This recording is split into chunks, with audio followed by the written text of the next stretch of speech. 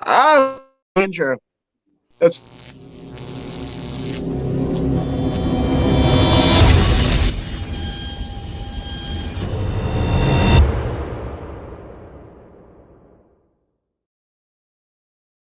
what's good, party people. This is According to Woods, and I have the honor and privilege of having one of, in my opinion, one of the greatest female Muay Thai that the USA has ever produced. She is the one and only Lady Killface, Natalie Morgan. Natalie, what? Forgot my real name. Yeah, wait. Should I have? There's an asterisk. I can't forget Dustin here, but I can't pronounce the just like I flubbed up the timing of the intro. I'm gonna struggle with the last name. So could you pronounce it for me? um, so last name is technically still Morgan, but it's Pagliughi. So Pagliughi. Pagliughi, Pagliughi. If you pronounce it, people in America pronounce it Pagliughi, but it's Pagliughi is how you actually say it.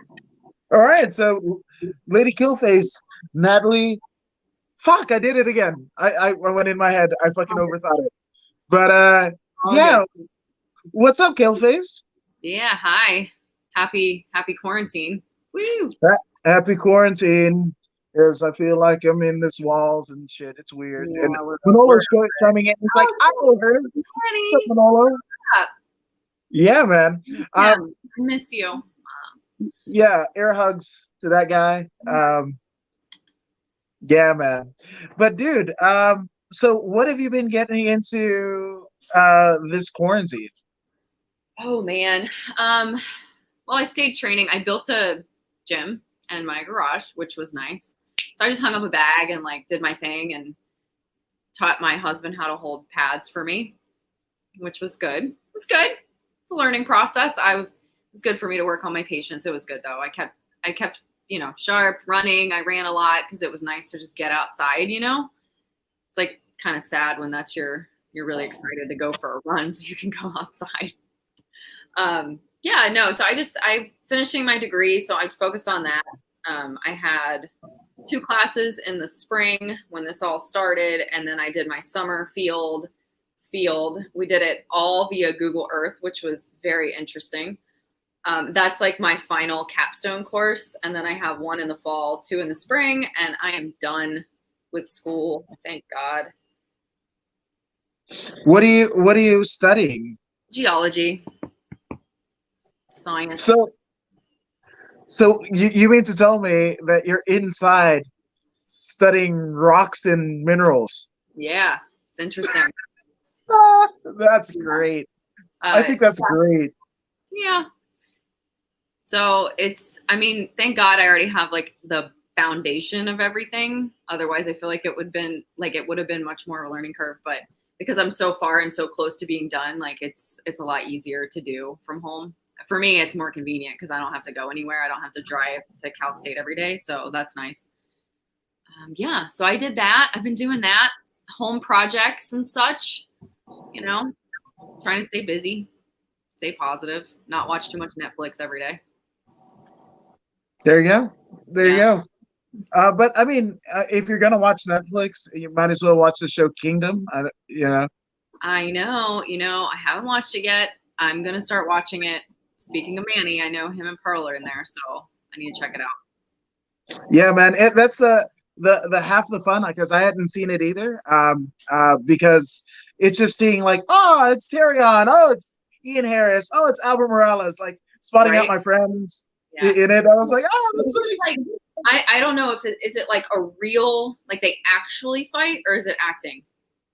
it is acting, but they play it true to form. It's not like Okay. um like Warrior. Warrior is like the MMA kind of like holy grail, the Rocky of MMA stories or whatever, but they change the oh no, not Warrior. It was like Foxcatcher, that Steve Carell thing, and they changed the character like into like a Russian guy when it was really like Big Daddy Goodrich that fought and whatever. Yeah, it was just Okay. it's a weird kind of tweak or whatever, but it is pretty true to life in terms of like it doesn't look fake. It doesn't look like uh, somebody gets jabbed and then they fly like 30 feet across the soundstage or anything like that. It's actually real form. I'm about 5 episodes in of the very first season, so I don't know that much, and I don't want to spoil it. Oh yeah, don't tell me because I'm gonna watch it now because I actually need something new to watch. So that's probably my next one. Hell yeah, hell yeah! But dude, I mean, obviously, before this whole quarantine happened in November of 2019, you ended up winning one of the premier Muay Thai championships, WBC, and it seems so long ago, but it was like less than a Wait, year ago. it was last May, so it was Oh, over was a it year. May? Yeah, I know, right? Time flies when you're stuck at home. Uh, hmm. Yeah, so I had that, and then I had those two MMA fights. So the one with Amanda, and then the one with Laura. And then I haven't fought since. So I'm just been waiting. Yeah, because quarantine happened in March, and I was supposed to fight. I think I had something scheduled for January, and they're like, "Oh, we have to postpone it till April or something." I can't remember. So April, I was like, "Oh, cool." I was like training, ready to go, and then this whole thing happened. So it just keeps getting pushed and pushed and pushed. I honestly don't know if I'm gonna fight until next year, but most people are in the same boat. So what can you do? You know? Yeah, I mean, could you disclose? I mean, where was that fight supposed to happen? It was for Lion Fight. Okay, It was supposed to be Vegas. Well, it was supposed to be here, and then they moved to Vegas, and then Vegas is shut down again. So I don't know. Who knows? that would have been cool to see, man. Because I mean, you bring the constant action and pressure when I mean, you're just fucking scary. You're just damn I don't. intimidating and whatever. So it's always fun to watch you fight, especially in Lion Fight and other Muay Thai promotions, because not that's your bread and butter, right? That's kind of like your I love niche. it. So I actually decided I'm not going to be doing MMA anymore after last year. I gave it a good try. I really gave it like a good full year and a half, and it didn't really speak to me like Muay Thai does. I love Muay Thai. I like to just stand and bang, and that's my favorite thing. I was actually thinking about that today. Yeah, there's nothing more fun to me than just standing there and going at it with somebody. It's a lot of fun. It's one of my favorite things to do. Yeah, and it sucks that that's taken away. But I mean, one of like the most fun things that you just kind of stumble in on is I mean, I walked into the yard and then like there's Coach Yoshi and there's Mark and whatever, and then you're in the corner with Donna Gonzalez, like training, whatever, and then at the back corner of the room, and I mean, it's a Muay Thai haven, right? And there's pads and Dave Edwards, Joe Schilling, Mickey Gall, and Daniel Rodriguez were all rolling on the mats at the yard. And I was just like, what is going on? But it's cool. It's so cool. So, Thanks. Yeah. It's a good place. I love the yard, man. what is I mean, what is the kind of, I guess like gyms are like speakeasies, right? So, like, what is the deal? I mean, people are just still running and training and stuff, right? Yeah. No comment on Oh, no comment. yeah, No, I like it. we're all doing our own thing and trying to get it in. So, you know, it's good though. We're all staying fairly sharp. So That's cool. That's cool, man. So obviously that I mean you're kind of not flirtation, but your kind of aspiration to go into MMA. Obviously it wasn't something that you absolutely love doing, but like what was the thing that happened in your mind, your mindset, in your spirit that you were like, maybe I'll give it a try? well, okay, so that first fight with Amanda, it just kind of fell in my lap. They were looking for somebody for her for Fight Club OC, and I was like, I didn't have anything scheduled for Muay Thai, and I was like, oh, I fought her and I beat her in Muay Thai. I bet you we could do that. We could totally do that. So I was like, yeah, why not? Let's do it. So then I just started like focusing, obviously, on just straight ground, ground game. I was training at Muscle Farm with Jason for a while, and then I had that fight, and I won that fight. Did I enjoy it? Hell no. The first thing I said when I went to my corner was, "Oh my God, that was so fucking hard." I was bleeding out of my mouth because she busted the inside of my lip. I had to go get stitches later on. But yeah, I was just like, that fucking sucks. I'm really tired. So I didn't enjoy it. But then I had signed up for that second one when I signed up for the first one because I didn't realize it was a tournament. So when I won that fight, I went into the second fight with Laura, who's like a fucking collegiate wrestler. So I did the best I could. I lasted like a fucking half a round. That was it. I was like, all right, I can't get up. I'm done. Don't care anymore. We're done. We're done here.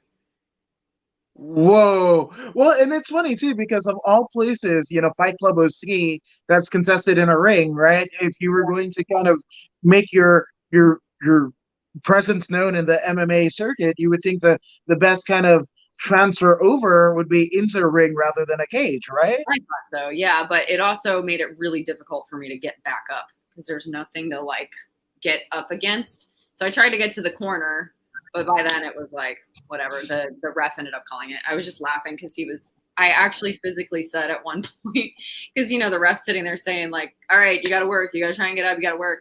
And I looked at him at one point and I was like, bro, I'm trying. It's like, he just looked at me and like kind of giggled. I was like, yeah, I'm fucking over this. Wow, but it's actually really funny that I mean you win, right, and you're like fuck, because it's a tournament and like I got to do this again, and you had already made the concession in your mind, like fuck it, I'm done. Mm-hmm. I was like, I don't really care for this, but I'm gonna go for this next one, see how it goes. It didn't go well, and then I was like, I just didn't. I don't know. I'm sure people feel differently. Like, you go into MMA, you have a certain feeling like when you first do it and you really love it and it like consumes your life. And that's how I felt about Muay Thai. And I just didn't feel that same way. Like I would dread having to go train and like so it sucked all the fun out of it for me. So I was like, what's the point if I'm not having fun?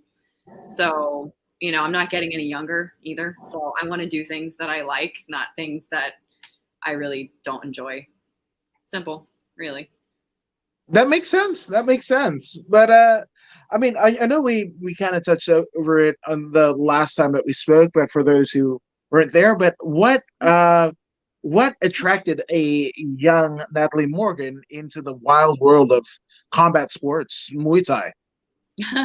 I've told this story a lot, but so I was just getting out of shape. Basically, I played in a band. I was a musician and I worked at a bar. So I drank a lot and yeah, it was fun. It was fun times. Don't get me wrong. But I started to gain weight and I was like, oh shit, I should probably start working out. So my friend, who was also a musician, we would watch UFC fights on the weekends with all the guys. So he was a big fan and he would always talk about Muay Thai, Muay Thai. I was like, what is this Muay Thai? It sounds like fun. Like you're like punching stuff. It seems cool, right? So I actually looked up Muay Thai gyms and just saw what came up and I went to like a class. It was like a Muay Thai class and it was actually the one that I chose at the time. It was actually mostly female. So I was like, oh, this is pretty cool. Like I'm not the only girl. And it was super competitive. There was that one girl in the class where I was like, ooh, she's really good. She's really good. I'm going to get really good and I'm going to beat her.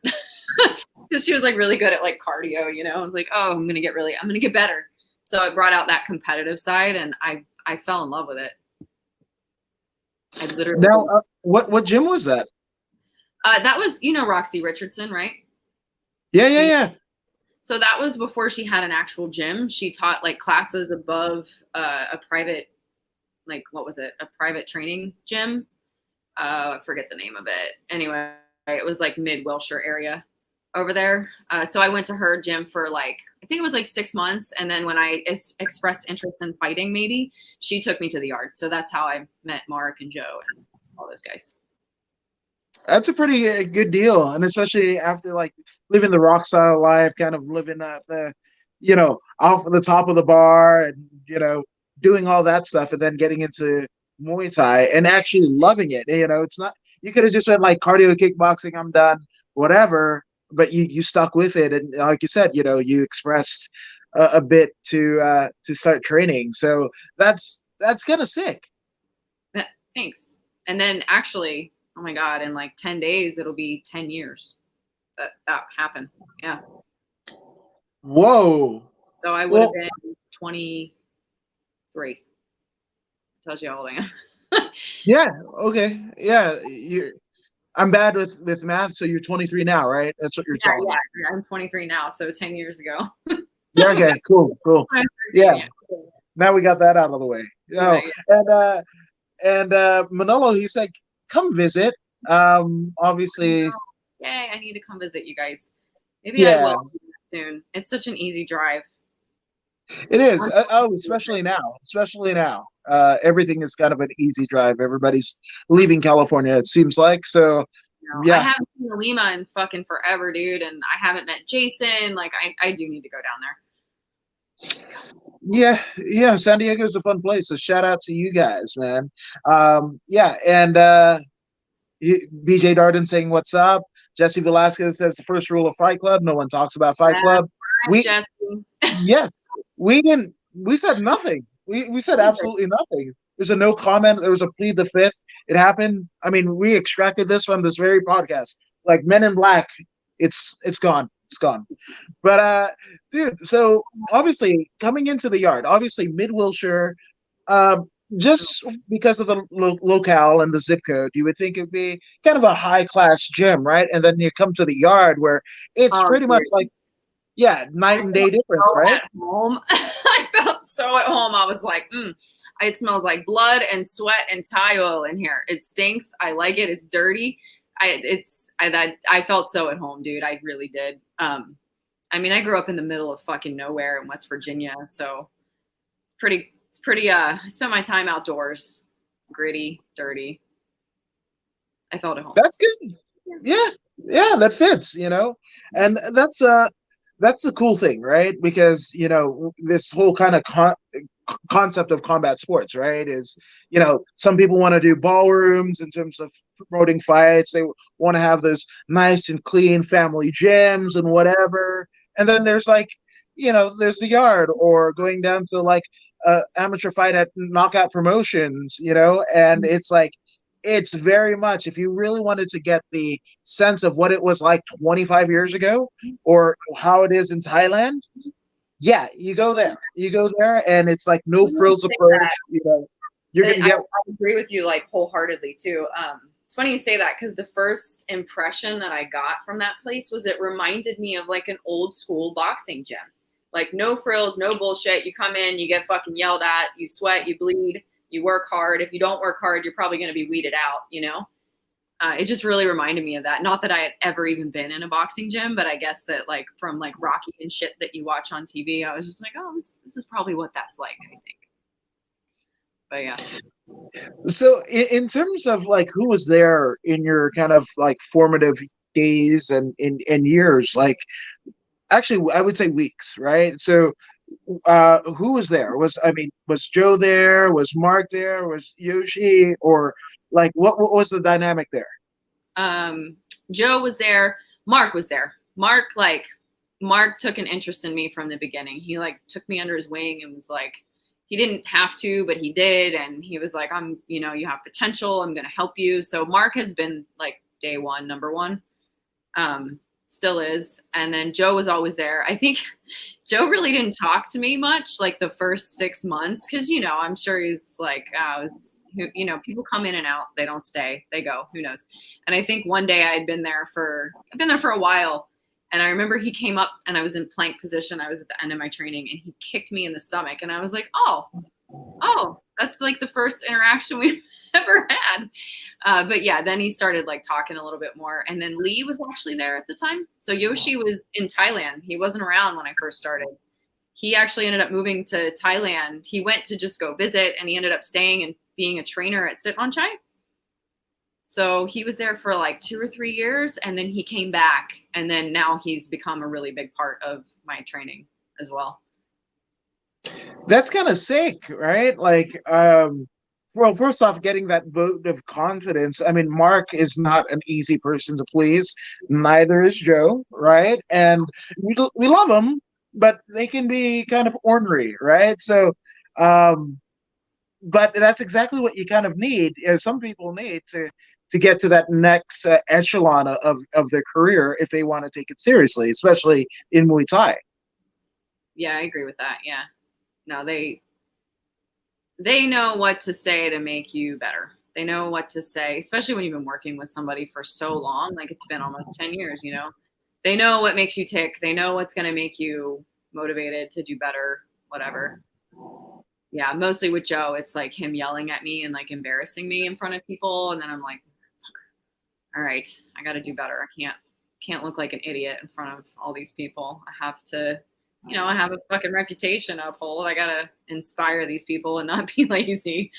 So, No, and it's funny because with that all being said, I mean, you uniquely kind of fit in there like a glove. Like it's almost like a seamless kind of like atmosphere with you and those three. It's kind of like the perfect world for all of the parties involved. thanks. Yeah. No, yeah, I think so. Those guys are amazing. Like, um, I won't ever fight for anyone other than those guys out of the yard. Never. Till I retire. That's it. Yeah, man, A1 day ones. You know, there's something to be said about that, and you know, it's funny because you know, there's different ways to approach combat sports and whatever as a fighter, as a coach, as you know, whatever. Yeah. And you know, some people they get to a certain echelon of progress or whatever, and they're like, yeah, I'm gonna just stay due course. Let's ride this shit to the moon. And then there's some that are just like, yeah, I know we're winning, but I heard from this person I might get a good look here, or they say the things that you want to hear versus what you need to hear. Mm-hmm. And yeah, and you go there, and you know, sometimes it works, sometimes it doesn't. So it's very important that you know, kind of stick in with them and just ride this thing out. Yeah, I think that that relationship that a person has with their coach is really important. And I've trained other places, you know. Obviously, I trained with Roxy to start. I've trained in Thailand at different gyms as well. I've been a guest at other gyms when I go out of town, you know. So I've definitely seen how other people do things, and everybody has a different way, right? And not to say that it's wrong or right. It just depends on each individual, I think, and what what they need and how they're motivated and things like that. So No, I wholeheartedly agree, and that's you know the cool thing about like talking about stuff like this because you know there are different ways, and you know people might. I mean, I remember the first time that I stepped into like a jujitsu gym, and I was super like, "What the hell did I do?" You know, it was in the middle of the summer in Bakersfield with a gi, and I was just like, "Oh, what the fuck," you know. And it can be so unnerving, right? But hearing stories like yours, there's people that are just like you that are like, maybe I should do it. They're kind of on the fence and whatever. And like you doing that and knowing that there's a place for folks that are of the same ilk, you know, and if you work hard, you know, shit is just going to come to you. yeah, Um, that might motivate them to train. yeah, no, for sure. And like, yeah, it's not to say I wasn't nervous as shit. I was so nervous when I first went into it. Like I was terrified. And I remember my friend was supposed to go with me. Like we had booked this class together, and it was a Saturday morning, and I had never done anything like it before ever. And she fucking bailed on me that morning. She was like, I am not going to go. I don't feel great. And I'm like, fuck. I was like, I'm going to fucking go. I'm just going to go. I'm going to do this. And I went and did it. And like, it's so funny. I actually talked about this the other day, how small and insignificant decisions can seem, but they're not. Because like, could you imagine if I was just like, oh, maybe I'll go next week and try it out or whatever, and I maybe never ended up going, or I don't know, maybe I went the next week and it was a different group of people and my experience was totally bad and I didn't like it. Like, who knows? So yeah, it's just interesting. Like one small choice can change the course of your entire life. No, I am. I just got the book Outliers today. Oh, So nice. like, yeah. So I'm very intrigued about those like small, minuscule, what seemingly small, minuscule decisions that could change the very course of, I guess, the stars and how they're written. Yeah, and that's why I read physics books. It's super interesting. It's nerdy shit, but it's interesting. I'm gonna check that book out because I need a new one, actually. Yeah, no, absolutely. I mean, it's funny. I heard it on Rogan. Then I heard one of my friends who I interviewed at this very podcast, and he's a filmmaker, has a short film on Amazon, and he was like, "Yeah, whatever." And I was like, "Ah, if two people are in the same accord, it must be right. Let me get it." And it was like $7 on Amazon. So, Oh my God. uh, gonna get that into it. Hopefully, I become a little bit more introspective, if that makes any sense. Yeah. Yeah. Now, now, obviously, it's a weird time, right? But uh, you're studying geology, right? And like you were saying and alluding to before, it's funny because you have context because you were outside, but now you're studying inside to do something outside. Yeah. But when did your kind of like itch to find out about things that come from the earth and that whole thing? How did that start? Well, how did it start? This is another random story. My husband and I were going to Italy. I didn't know he was going to propose to me. That was what the whole trip was for. This was years ago. And so I was like, I should probably learn some sort of Italian since we're going. I don't know how to speak any Italian. So I started taking Italian at PCC. And then I was like, I never did finish my degree. Maybe I'll just like see what I need to do. So I started like signing up for classes, classes that I needed, classes that might seem fun. And I took an oceanography class, and I had already taken geology when I was younger, like way back when I first went to college out of high school. And I remembered liking it a lot. So I took oceanography, which was very hard. But I loved the teacher. She was amazing. She became like a kind of like a mentor to me in that, in that world. So we were talking one day, and I was like, I don't know if I'm going to get like, what degree am I going to get? I have no clue. Like, I'm just taking what I need right now. And she's like, well, what did you enjoy? Bottom line, I was like, oh, I really enjoyed your class. Maybe I'll do, these classes. So that's just how I ended up in geology. And then now, as an adult, I'm like really, really, really like I put a lot of emphasis on like environmental impact, and I try and do my best to like spread the word. Let's not fucking kill our planet. And, I'm really big on that. So I think it all kind of goes hand in hand, intertwined. No, you're a lot better than me because I remember working for this company, and this was like right around the time that I first started getting into like the Matt Therapy podcast with Donna and Becky and all of that jazz. And I I was working for a company that was making radios for fracking devices, and then going to my like office and like Googling Vice videos on YouTube, like on how this is like destroying small towns, Oh, in yeah. middle America and middle country. And I was just like, ah, so conflicted. And but it was like at that point it was the most money I'd ever made. Shared a corner office, in the ritzy part of Bakersfield. But There's yeah, a I was lot of just Yeah, there's a lot of money in that shit for sure. I will definitely not be working for an oil company. I'll probably end up doing some sort of like environmental remediation. I don't know how long I'll do it before I probably start my own business because I can't work for people. It's very hard for me. So I know myself, probably start my own business one day. what business would that be? Have you given thought to that? Yeah, it's literally just like a thought right now. I have an idea. Um, but yeah, it wouldn't be for a while. It's definitely to do with like environmental stuff. Not so much the geology, it's more like environmental geology type stuff. But yeah. I think it's just incredibly fun that you're like fighting in literal like instances for your life, and you're fighting for the life of our good planet I like here. to So fight. I like to fight, right? That's what I like to do. yeah, Yeah, it suits you well. I can't do anything I'm not passionate about. That I cannot. I cannot go sit and work a fucking 9 to 5. I just can't. It sucks your soul. I worked in service for like 16 fucking years, and I enjoyed it a little bit. Like I was a bartender. I started out as a server, and I worked my way up to a bartender. 16 years. Yeah, I started when I was like 15. Um, Good money, but it's very soul sucking.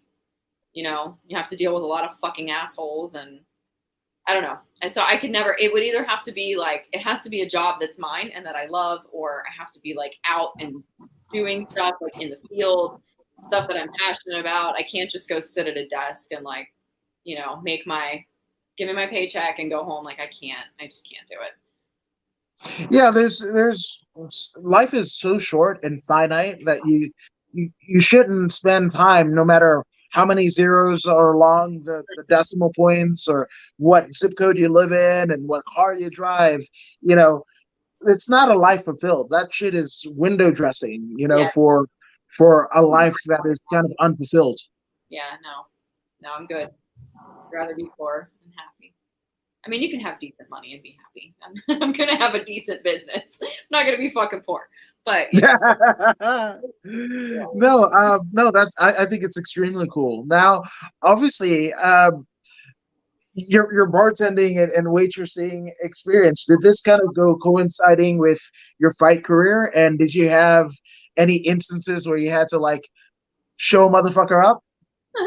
No, I've had to kick people out on plenty of Okay. occasions, but I mean, I'm a small female for what it is, and people would never. They're okay. If I had to go get somebody else, I would. I had some guy. I'll never forget this. He lived next door. He was an alcoholic. This is when I worked at Bar Bar downtown, and he was really nice when he wasn't drinking, and he would always apologize for the fucked up shit he did when he was drunk. But he would come in like, I'm talking so drunk where he's like falling asleep on the table and whatever. So he kept hitting on me, as he did it almost every single time. I'm like, bro, how many times do we have to have this conversation? Stop. I'm gonna ask you to leave if you don't stop. So he wouldn't stop. And I was like, you're out. Let's go. And he fucking, this was amazing though. He goes up to the front door and he fucking push kicked the door open. I was like, that was pretty great. Okay. That was pretty great. Well, I mean, was it something that he probably saw from you, like in your 10-minute breaks or whatever? You were I was push like, kicking the shit I out of was something. great PTSD fucking military, ex-military. Oh, So that he was a little scary when he got really fucking drunk. So I would just make him leave. I'm like, just go home, bro. You live upstairs. Just go. Okay. well, I mean yeah, oof, that's that's a failure on so many levels, that unfortunately that guy is in that kind of situation, given Yeah. what Probably. he gave to the country, so yeah, Yep. man. Yeah. So obviously, you have also trained people at the yard, right? I mean, pre-COVID, right? Because Yeah. Yeah. Yeah. So yeah, I helped teach classes for a really long time. Taught privates. I still teach privates. I'm doing them mostly from here now, from my garage, just because some people have older parents. They're a little worried, and whatever. Like I'm not worried. That's just me. But I can't speak for everybody else, and I have to cater to obviously everybody's feelings and their concerns. So I've just been doing it here for now. So, but a lot of the people, I mean, I teach the same shit that I learn at the yard, right? I'm always teaching what I'm learning. So I just tweak it based on what they really need. So, good. now, I mean, have actual Muay Thai fighters come your way that you've kind of helped in their development, or is it just like people that want to take it up for fun, weight loss, and what have you? Yeah, those are the people I train. I don't train fighters. I would never proclaim to. I don't really want to. I have myself to focus on, and I'm a little selfish. And I'll help the fighters, but Yoshi and Mark and Joe are their main trainers. Like I don't help train the amateur fighters. I will spar with them. I will do whatever you guys want me to do with them and help them out, but I'm by no means their coach. So most of my people are just like, like actually most of my people are like women my age who just like to have fun and stay healthy. But they do like, they actually want to get better, which is cool. Like they don't just like hit shit and look really fucking terrible on, pads. So we try and like focus on technique, but also, give them a good workout, let them have fun. I mean, there's nothing wrong with that. Again, to even be like a, I don't know, like a Stepford wife, or like a mom with 3 kids and whatever, and then like basically kick Lady Killface with pads, dude. You got my respect. Like holy. Like I would never, hell no, fuck no. I nearly pissed myself when the last time I interviewed Daniel Rodriguez over there, and Mark was like, "Hey Adam, next time you fucking come in here, you better bring shorts. And I was like, I pissed myself. I was like, shit, you know. So, uh, so, so with that all being said, I mean, you know, there's nothing wrong with just doing it for fun. But holy Yeah, hell, you guys are my hero because even I can't do. I don't say I can. It's just you fuck. totally could. Yeah, you'd be fine. Yeah, fuck. We can agree there. Now, obviously, we got to talk about one of your teammates here, Daniel Rodriguez, right? Yeah. Yeah. So D Rod is doing his thing in the UFC.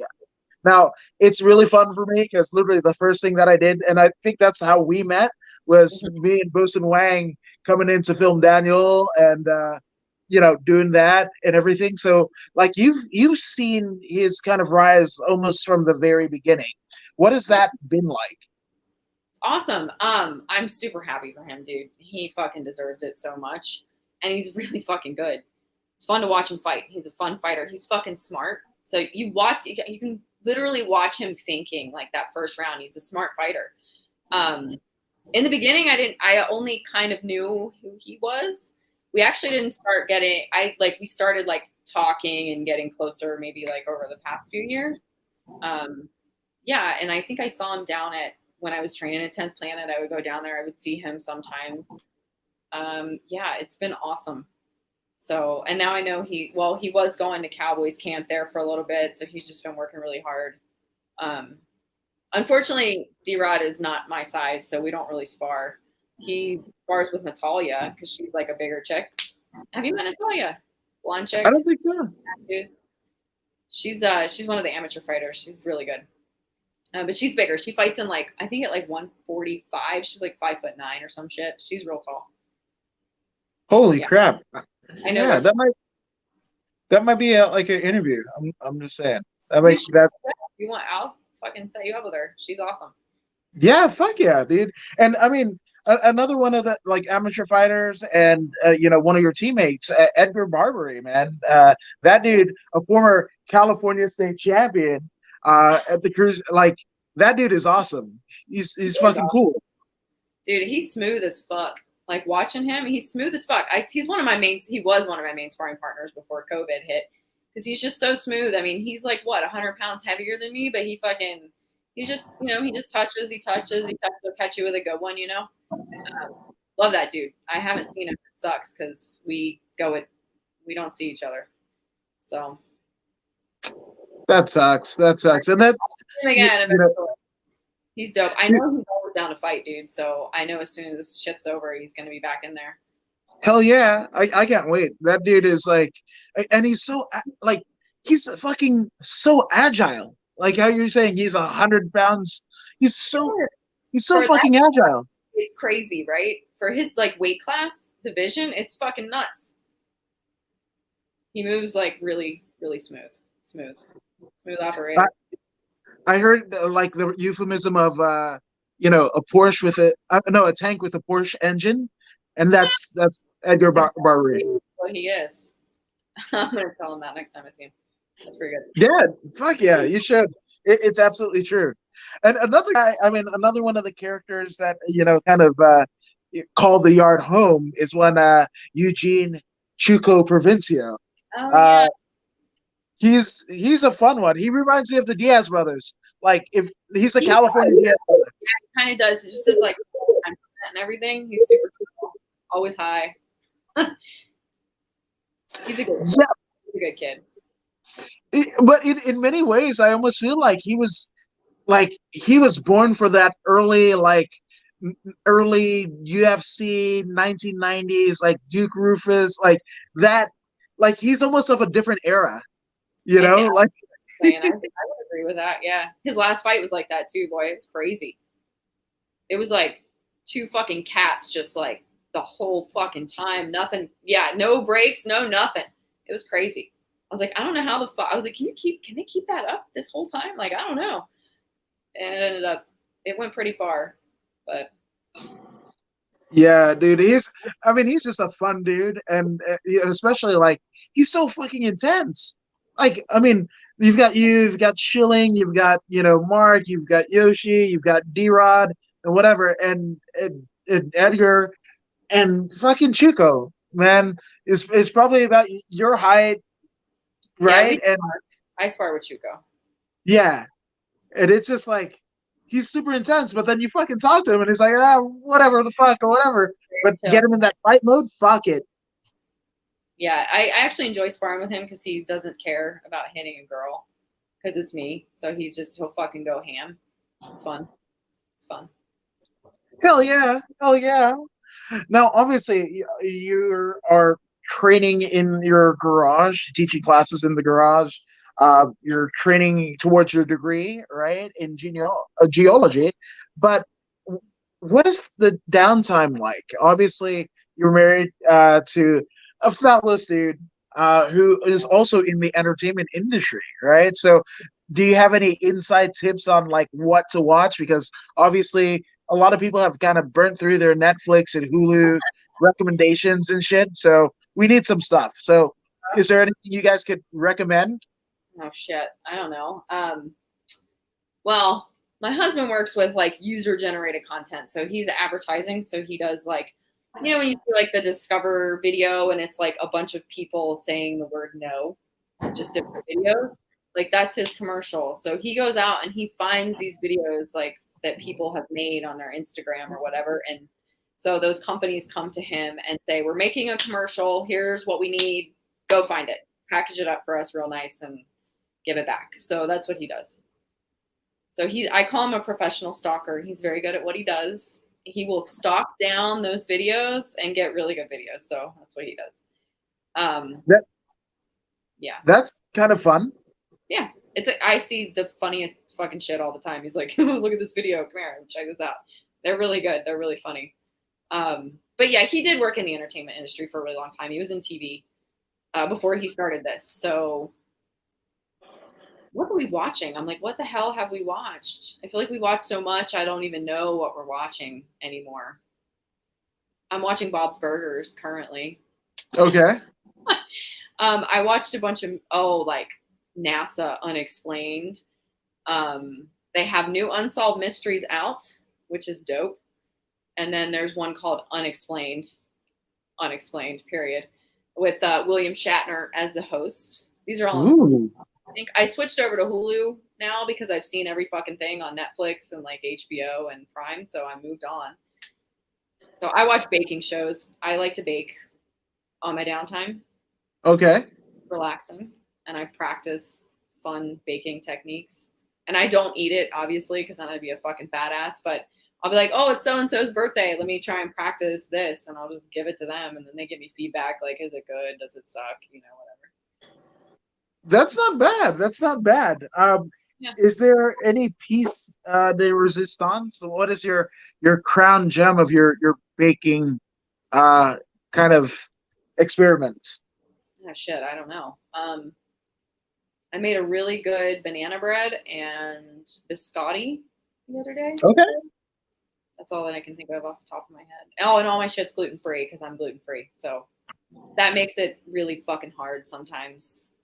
It's like, oh yeah, you could just follow a recipe and throw some fucking flour in there, but when you have to like sub out stuff and try and figure it out, it makes it a little more challenging, which I like a challenge, so it's fun. Yeah, I could say that. I mean, that goes without saying that fucking Lady Killface likes challenges. Holy shit.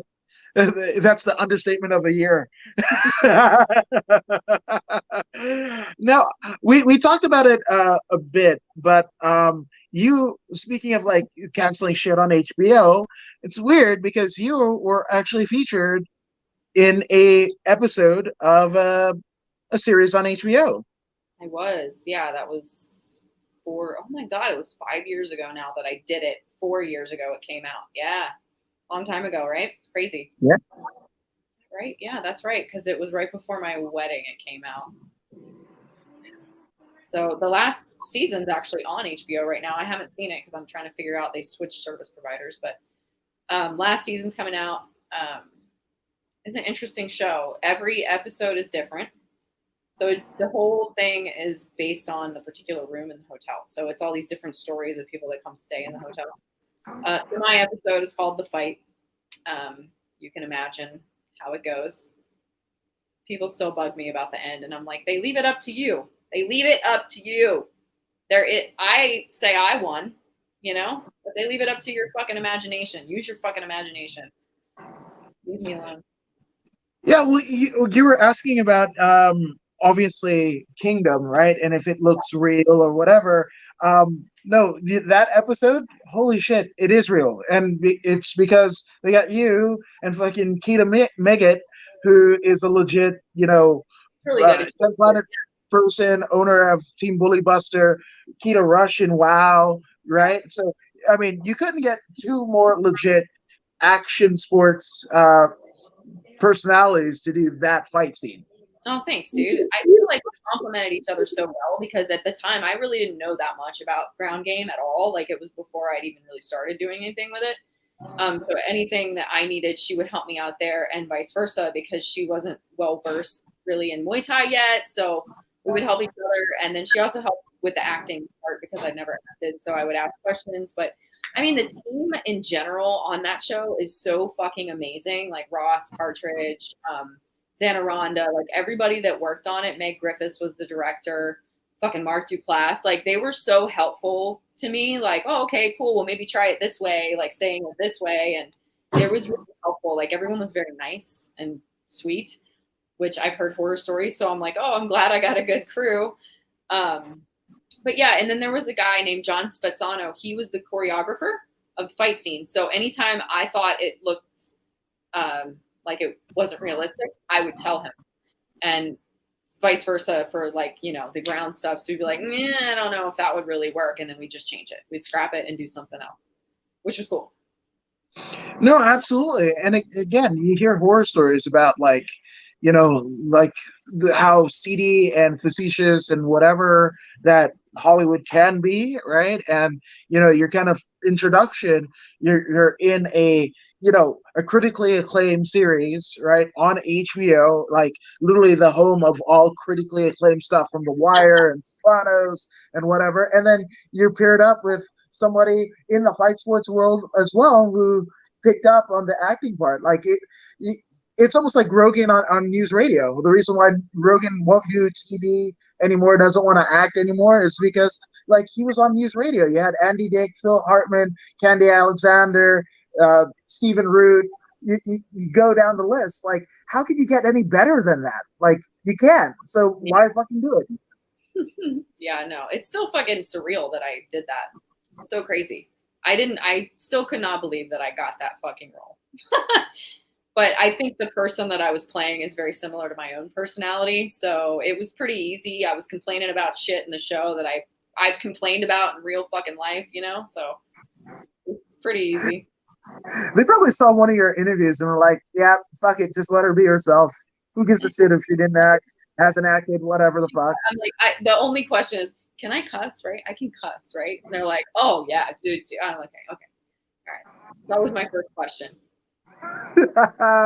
That's awesome. That's so fucking awesome. And I'm glad you had that experience because there are many that don't. So that's really, really cool.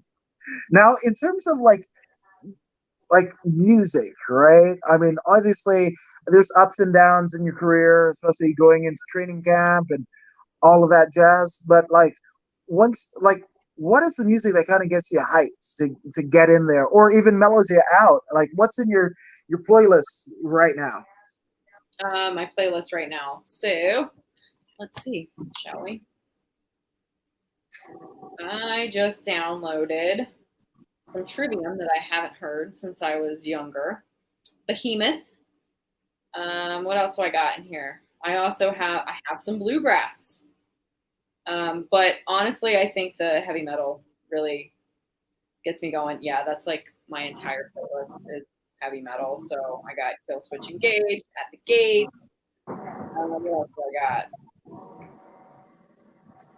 Oh yeah, God Forbid, The Blackening, Machine Head. Yeah, it's a lot of heavy metal. I usually have two moods. It's either try and get pumped up music or like chill the hell out. So it's either jazz or metal is what I'm usually listening to, one or the other. Opposite, but Oh, I've got some links for you. There's some like heavy metal, like not covers, but they're mashups and shit like that. And that'd be there's cool. like a Metallica Enter the Sandman, and it's jazz. Ooh, It's that's cool to hear.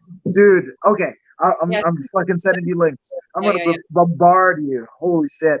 No, that's one thing that I've discovered in like quarantine. Like they there's one where they mix I think like the Temptations with Slipknot, and like yeah, it's fucking rad. I like it, you know. But Barnett, Josh Barnett's got a fucking Spotify playlist, like a War Masters mix. Oh yeah, So yeah, so yeah. I definitely know he's a big you metal might head. want to do that. It's all fucking hardcore metal I'll check it shit. out. Yeah, Yeah. man.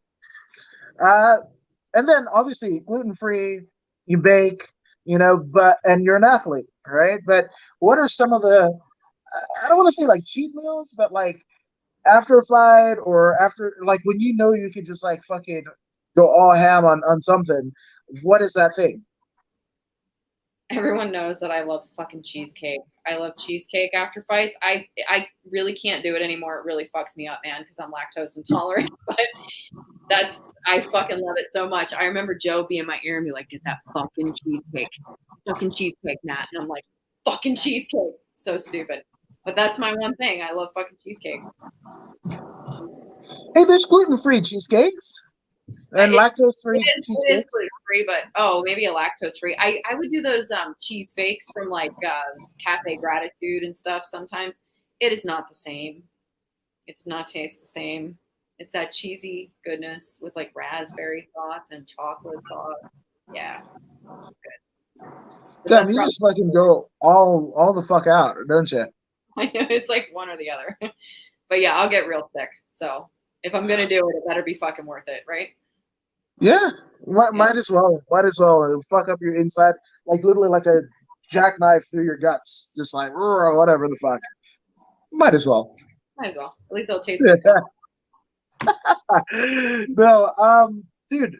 Obviously, there's been a shit ton of people that have gotten you to where you are now. So let's get some shout outs out of the way. Oh shit. Well, we've already talked about most of them. Mark, my head coach, Joe, Yoshi, all from the yard, my team at the yard, my husband. Oh, yeah, he put up with some shit. Yeah, I married a very patient man. Uh, well, you know, my family's very supportive. All my fans that support me. Yeah, I think that's it. My cat.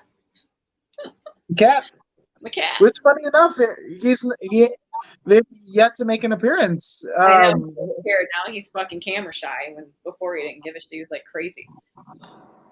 It happens. It fucking happens. It can happens. I But appreciate you as well. who's that? Oh, sorry. I said I appreciate you having me as well, dude. Dude, anytime. This is fun. And again, like it's just a way to like, hey, I wonder what my friends are doing. I wonder if they will do that thing with me on camera, which doesn't sound right, but even still, you know, yeah. But it's just cool to know that you and Dustin are doing good. First Man, and foremost, that's yeah, yeah, man. And can't wait till we all get to fucking do what we do together again. like normal fucking human beings again. I'm over this. I don't think it's any secret to anyone that I know that I'm fucking over it. I'm over it. I'm over it now. Yeah, so let's do whatever the fuck we have to do to not do this shit anymore. I like that. I'm like, you know what? I don't care. I'll wear my fucking mask. Just let me go out. Just let me go out so I can fucking just go out, right? But yeah. Dude, I'm there. I'm fucking there. Fucking there. And one last deal, man. For those who haven't already followed, where can they do social media aside from the ladykillface.com that you see in the banner, but where can they find you on social media? all of my stuff is at Lady Killface. So Instagram, Twitter, Facebook, all at Lady Killface.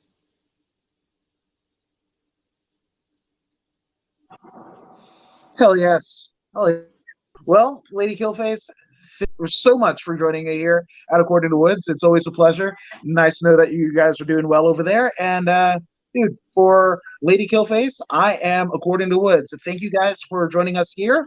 And don't forget to like, share, and subscribe this very video. And thank you. Smooches. Thanks, Later. guys.